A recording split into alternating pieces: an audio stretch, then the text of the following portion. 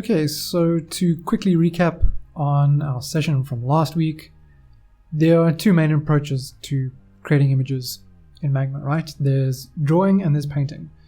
Drawing, you'll develop something through a series of lines, and with painting, you're building up shapes with strokes of paint, so much broader.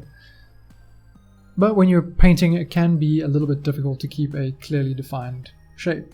So what we can do is use the different selection tools that are available, like the lasso, the circle.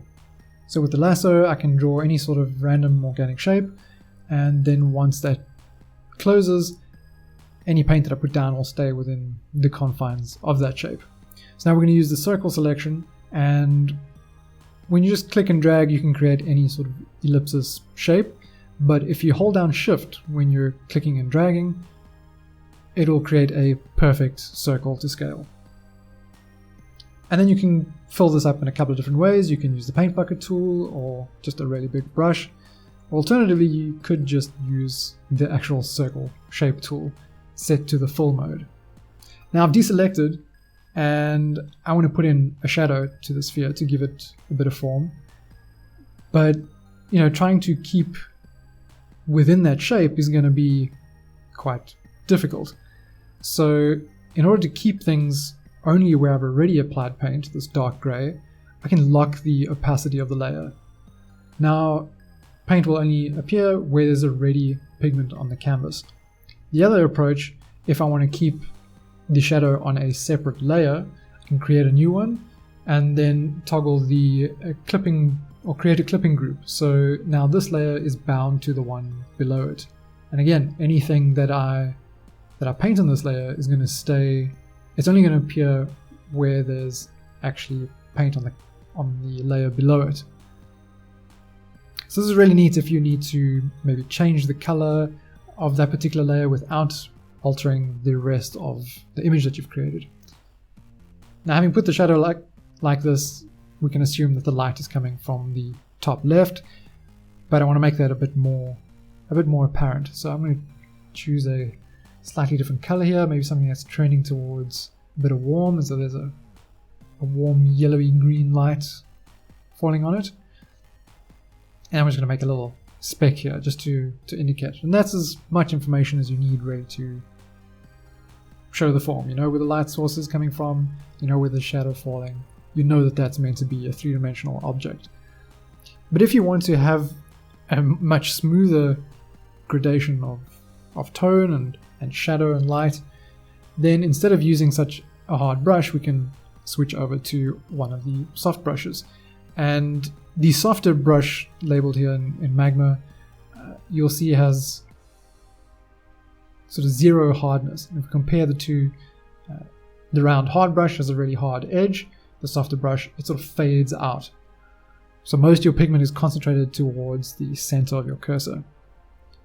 So now what we can do is make the brush much bigger and then gradually make strokes towards the center of the sphere. Obviously the edges of the actual brush are where it's fading the most, and because I want to do this really gently, I'm just painting in a way where those edges are building up along the sphere. And the same thing with the light. If this is an object that's not super reflective, something like a heavy ball of rough iron or something, then you're not going to have really sharp highlights. It's going to spread a bit differently. So here we can do the same thing with a really soft brush, just lightly low opacity, center things around where the central point of that light would be landing on the object. Of course, if there's light landing on something, it's going to create a shadow on these surfaces behind it as well. But what's going to happen is that in the areas around that shadow, they're going to be receiving light, and that light is going to bounce. So often a 3D object is also going to have a bit of this ambient light bouncing back onto it, or bounce light.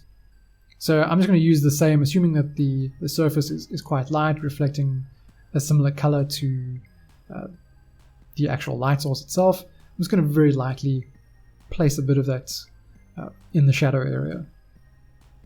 And there we go. Simple 3D lit sphere. But maybe we should put in a little defined shadow here as well while we're at it. So I'm going to pick sort of the darker area of the sphere here. Use the circle shape tool, set to fill. And on a new layer, I'm just going to create this really narrow ellipsis shape to indicate the surface and this ball floating just above it.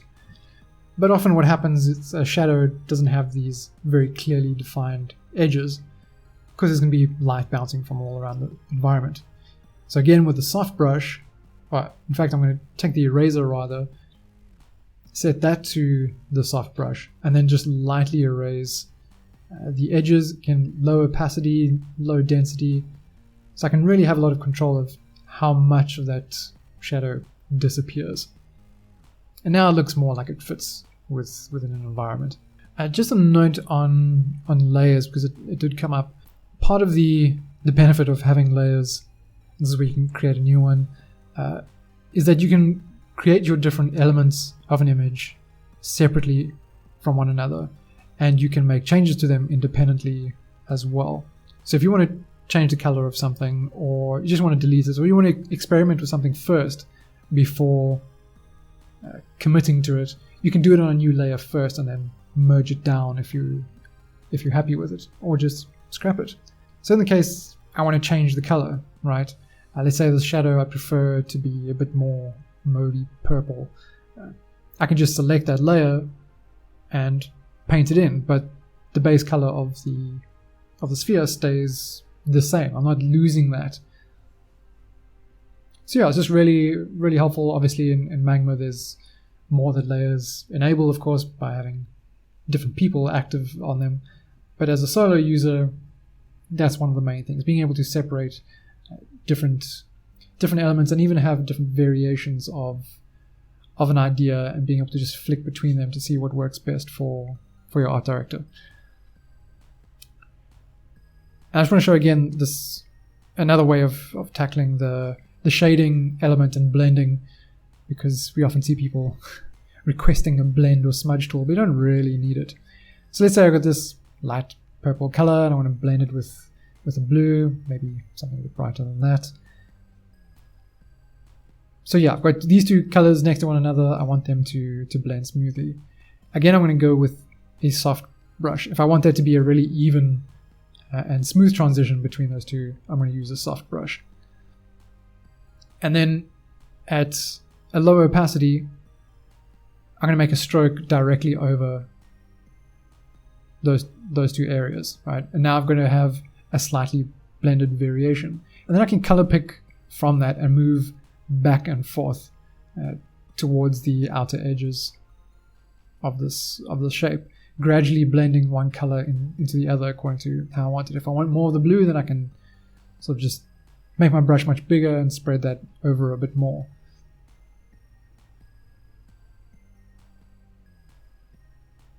And then you just keep going sort of back and forth until you're happy with that.